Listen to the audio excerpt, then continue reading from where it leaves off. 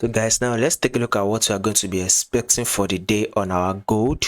So first thing first, to those that are yet to subscribe to the channel, make sure you click on the subscribe button, make sure you like and share, make your comments, and also make sure you follow the Telegram channel so that once we drop 1 or 2 updates, you would not miss out on any single updates.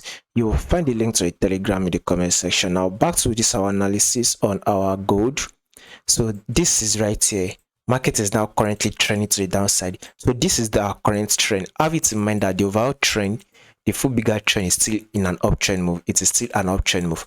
But since we want to do a prediction of what market will be doing for the day, we are going to make use of the current trend, and the current trend is on a downtrend move.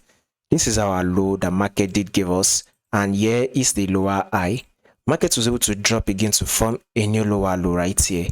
Then here comes the lower high. Market did give us a lower high. Market then drop again to form a new lower low. You can see that it formed a new lower low. This is our lower high.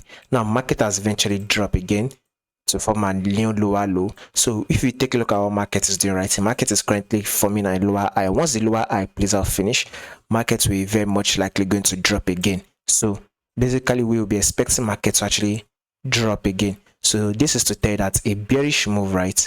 We should be expecting market to pull back a little bit, then eventually drop. So this is to tell you that a bearish move is still what we are going to be expecting for the day on our gold.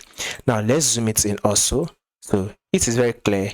We are trading below our 10-period simple moving average. So expect market to still pull back up, which market is currently doing that.